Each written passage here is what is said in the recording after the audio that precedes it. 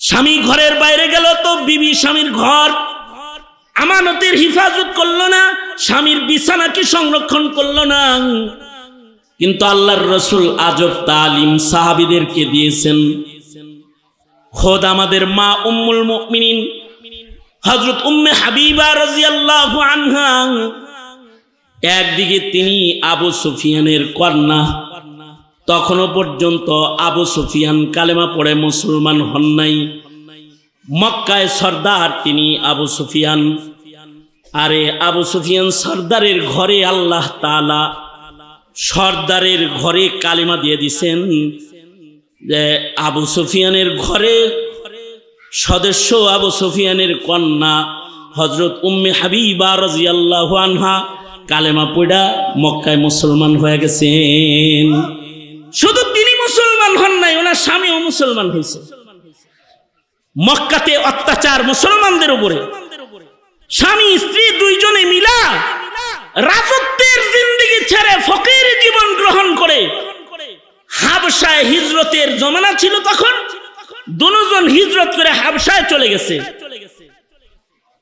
নাজ্জাশী বাদশার ছত্র ছায়ায় মুসলমানরা হাবশায় তখন অবস্থান করত।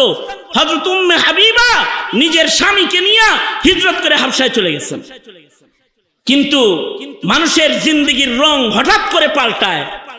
আল্লাহ তাআলা হঠাৎ করে হযরত উম্মে হাবিবার জিন্দেগিতে এক দুঃখের রং দান করলেন।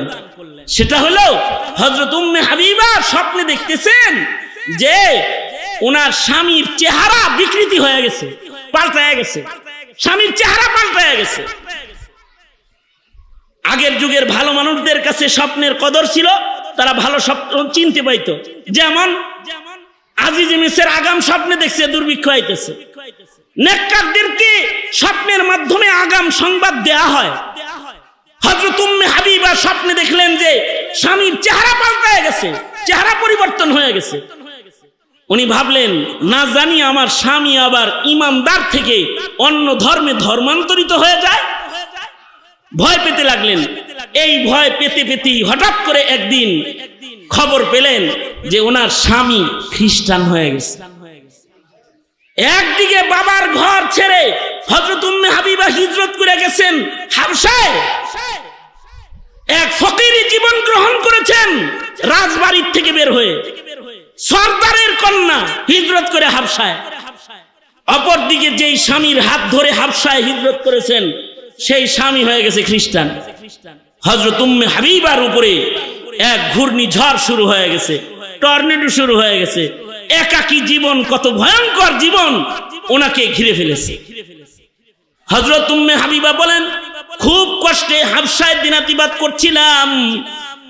হঠাৎ করে একদিন ঘরে বসে রইছি আর দেখি একটা দাসী পয়গামের একটা চিঠি লইয়া রাজকীয় সাজে সজ্জিত হয়ে আমার দরজায় দাঁড়াইছে। ভয় পেয়ে গেছি, কে আসলো? হযরত উম্মে হাবিবা জিজ্ঞেস করলেন, এই দাসী তুমি কি এসেছো আমার ঘরে? আমি আসছি হাবশার বাদশার পক্ষ থেকে, নাজ্জাশী বাদশার পক্ষ থেকে একটা বিয়ের পয়গাম নিয়ে আসছি। বিয়ের পয়গাম প্রেরণকারী হলেন স্বয়ং মুহাম্মাদুর রাসূলুল্লাহ সাল্লাল্লাহু আলাইহি ওয়াসাল্লাম। মদিনাতুল মুনাওয়ারা থেকে তোমার কাছে নাজ্জাশী বাদশার মাধ্যমে বিবাহের পয়গাম পাঠিয়েছি। তুমি যদি রাজি হও তাহলে তোমাকে মদিনায় যেতে হবে, রাসূল আরবীর কাছে যেতে হবে। নাজ্জাশী বাদশার মাধ্যমে, যেহেতু নাজ্জাশী বাদশা আগে মুসলমান হয়ে গেছে, নবী আলাইহিস সালাতু ওয়াস সালামের জিয়ারত না হইলেও কালেমা পড়ে ফেলেছে। নাজ্জাশী বাদশার মাধ্যমে উম্মে হাবিবার কাছে বিয়ের পয়গাম পৌঁছে গেল। হযরত উম্মে হাবিবা বলেন, ওই দিন আমি যে কিরকম খুশি হয়েছি যে আল্লাহর রাসূল নিজে আমার কাছে বিয়ের পয়গাম পাঠাইছেন। অর্থাৎ এই পয়গাম তো আল্লাহর রাসূল পাঠান নাই, এই পয়গামটা আসলে আল্লাহ তাআলা নিজে পাঠাইছেন। যে আমি আবু সুফিয়ানের ঘর থেকে ঈমানের মায়ায় যে বের হয়ে আসছি, আল্লাহ তাআলা আমাকে সাইয়্যিদুল মুরসালিনের ঘরের ঘরণী হিসেবে কবুল করে ফেলছেন। হযরত উম্মে হাবিবা মদিনায় চলে গেলেন। এই আবু সুফিয়ান তখনও পর্যন্ত মুসলমান হয় নাই। একদিন হঠাৎ করে কোনো ঘটনার চক্করে পড়ে মদিনাতুল মুনাওয়ারাতে প্রবেশ করলেন আর নিজের কন্যা উম্মে হাবিবার ঘরে প্রবেশ করলেন। মেয়েকেও দেখার জন্য অনেক দিন হয় দেখি না, যাই মদিনায় নবীজির ঘরে আমার মেয়ে আছে, মেয়েটারে একটু দেখে আসি। হযরত উম্মে হাবিবা দেখলেন যে তার বাপ আবু সুফিয়ান ঘরে ঢুকতেছে, ইস্তেকবাল করলেন, ঘরের ভেতরে প্রবেশ করাইলেন। কিন্তু যখনই আবু সুফিয়ান নবীজির শরীর আর খাটের উপরে বসার জন্য অগ্রসর হলেন, হযরত উম্মে হাবিবার সাথে সাথে উম্মুল মুমিনিন এই চৌকি আর খাটের উপরে বিছানাটাকে টান দিয়ে সরায় ফেললেন, চাদরটাকে টান দিয়ে সরিয়ে ফেললেন। আবু সুফিয়ান সাথে সাথে হতভম্ব হয়ে হযরত উম্মে হাবিবাকে জিজ্ঞেস করে, মারে বাপ হইয়া কন্যা হিসাবে তোকে দেখতে তোর ঘরে ঢুকলাম, আর তুই কিনা বিছানা সরাইলি, কি লেগে বিছানা সরাইলি? মেয়ে আমি জানতে চাই কি বিছানাটা কি নরমাল বিছানা যে এটার উপরে আমার মতো পিতারে বসতে দেওয়ার সাজে না, এজন্য সরাইছ? যে ভালো বিছনা আমাকে দিবা তুমি এজন্য সরাইছ, নাকি আমি আবু সুফিয়ান মক্কার সর্দার এই বিছানায় বসার মতো উপযুক্ত নই এজন্য সরাইছ? কি জন্য চাদর সরাইলা? হযরত উম্মে হাবিবা বলেন, বাবা গো, আসলে এটা আমার স্বামী রহমাতুল লিল আলামিনের শোয়ার বিছনা। স্বামীর বিছনায় স্বামীর ইজাজত ছাড়া কাউরে বসতে দেয়া যায় না। বাপ হইতে পারো, মুশরিক বাবারে সাইয়্যিদুল মুরসালিনের বিছানায় বসতে দিতে পারি না। এটা আমার স্বামীর বিছানা, স্বামীর ঘরে তো তার ইজাজত ব্যতিরেকে কাউকে ঢোকানোই জায়েজ নাই। একটা নারী তার স্বামীকে এইভাবে কইরা হক আদায় করে ভালোবাসবে এবং তার সতীত্বকে রক্ষা করে সে মুআমালাতি সুন্দর জীবনকে ঘরের ভেতরে গঠন করবে। স্বামীরা এবার বউ পায়া বউরে কাজের বুয়া বানায় হালাই দিবে, তাই না? কারণ ভাড়া করে একটা কাজের বুয়াই তো আনছে, এরে দিয়া ঘরের যত কাজ আছে এইগুলা করাবে। না, মনে রাখতে হবে বাপ আর মাকে ছেড়ে দিয়ে কোন কন্যা স্বামীর ঘরে কাজের বুয়া হিসেবেও যায় না, বাবুর্চি হিসেবেও যায় না, তার জান্নাতি রাজ্যের রানী হওয়ার জন্য যায়। তার অধিকার আছে, তার অধিকার তাকে ফেরত দিতে হবে। তাকে আল্লাহ তাআলা ইজ্জতের একটা আসন দান করেছেন, সেই ইজ্জতের আসন আদায়ের জন্য নারীদের সাথে সুন্দর আচরণ করতে হবে। যেই পুরুষগুলো নারীদের সাথে, তাদের ঘরের মহিলাদের সাথে দুষ্ট শব্দ ব্যবহার করে, কুশব্দ ব্যবহার করে, কু আচরণ করে, তাদেরকে আল্লাহর রাসূল নিকৃষ্ট মানুষ বলছেন। আল্লাহর রাসূল বলছেন তোমরা নিকৃষ্ট যারা নিজের ঘরের বিবিদের সাথে দুরাচরণ করো। আল্লাহর নির্দেশ হলো নারীদের সাথে ভালো আচরণ করো, ওয়া আশিরুহুন্না বিল মারুফ, তাদের সাথে মারুফ আচরণ করতে আল্লাহ নির্দেশ করেছেন। আর আল্লাহর রাসূল বলেন, খিয়ারুকুম খিয়ারুন লিআহলিহি, তোমাদের মধ্যে সে ভালো যে তার বিবির কাছে ভালো। আল্লাহর রাসূল বলেন, আমি রাসূল আমার বিবিদের কাছে ভালো। সুতরাং ঘরে ভালো হওয়ার জন্য মুআমালাত তাহলে কত সুন্দর হওয়া দরকার। আপনার বিবি যেন আপনার গুণগান গায়ে নেওয়ালা হয়।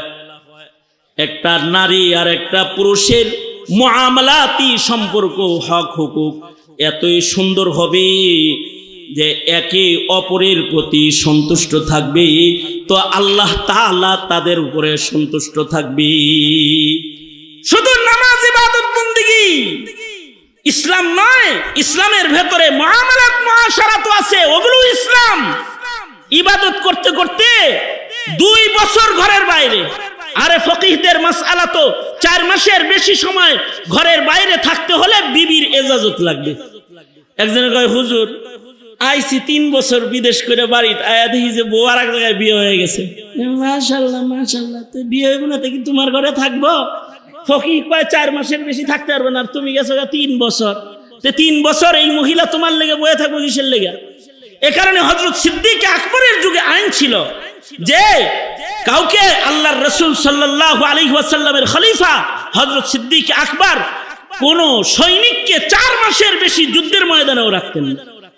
বিবির সাথে এত দূরত্ব পয়দা করে এই এত বড় বড় বাড়ি প্রাসাদ তোমাকে কে করতে বলেছে? অল্পে তুষ্ট হইতে পারো না? এক লুকমা খাইতে পারো না? স্বামী হয়ে বিবির হক আদায় করতে পারো না? হক নষ্ট করে নিজের বন্ধনকে টুকরা টুকরা করে তারপরে হুজুরের কাছে যাও তাবিজ আনার লেগে বউ পাগল করার। হ্যাঁ, এই ভণ্ডামি নষ্টামি বাদ দাও, নিজেদের ঘরের ভেতরে হক হুকুক আদায় করা শিখো। ইসলামের যে সকল হক হুকুকের বর্ণনা ঘরোয়া জীবনে রয়েছে সেগুলোকেও আপনায় নাও। সন্তানরা যখন দেখবে ঘরে সুন্দর পরিবেশ, এই সন্তানগুলা গাঁজাখোর হবে না, মদখোর হবে না, জেনাকার হবে না, রাস্তায় আড্ডা দেওয়ার হবে না। পিতামাতার সুন্দর আচরণ দেখে ওরা সুন্দর মানুষ হবে। মুহতারাম হাজিরিন, সুতরাং অল্প সময়ে অনেক কিছু বলা সম্ভব নয়, তবে মহারথীদের মজমায় আমি আমার সংক্ষিপ্ত কথায় হুকুকুল ইবাদের প্রতি যে ইঙ্গিতগুলো প্রদান করলাম, পুরুষরা বুঝা শুইনা ঘর সংসারের জীবন পরিচালনা করেন, আর যে নারীরা আওয়াজ শুনেছেন তারা তাদের ঘরোয়া জীবনের আদর্শকে গ্রহণ করেন। ইহুদিয়াত নাসরানিয়াতকে মুসলিম হিসেবে আলিঙ্গন করবেন না, দোহায় লাগে আপনার, আলিঙ্গন করবেন না। মুসলিম ও মুসলমানিত্বকে আলিঙ্গন করুন, গ্রহণ করুন। ঘরোয়া জীবন সুন্দর বানান, সামাজিক জীবন সুন্দর বানান, রাষ্ট্রীয় জীবন সুন্দর হয়ে যাবে ইনশাআল্লাহ। আল্লাহ তাআলা আমাদের সবাইকে আমাদের জিন্দেগি সৌন্দর্যমণ্ডিত করতে হার হার জায়গায় ইসলামের যে নির্দেশনা ও হুকুকগুলো রয়েছে ওগুলোর উপরে আমল করার তৌফিক আমাদের আল্লাহ তাআলা দান করেন। এতটুকু নসিহা আপনাদের সামনে রেখে আজকের মতো আলোচনা এখানেই শেষ করতেছি। হাবিবুল্লাহ মাহমুদ কাসিমি সাহেব হুজুর স্টেজে বসে রয়েছেন, আরো 2 জন বড় বিজ্ঞ আলেম দ্বীন আমার জিগরি দোস্ত সাখাওয়াত ভাই করে ফেলছে। হ্যাঁ, ও সাখাওয়াত ভাই তো করেই ফেলছে। হাবিবুল্লাহ মাহমুদ কাসিমি সাহেব হুজুর বয়ান করবেন, এরপরেই আল্লামা আব্দুল বাসিত খান দামাত বরকাতুহুম গুরুত্বপূর্ণ নসিহত করবেন এবং আখেরি মুনাজাত করবেন। আমি আমার সংক্ষিপ্ত কথা এখানেই শেষ করতেছি। जो कुछ हुआ या रब तेरे करम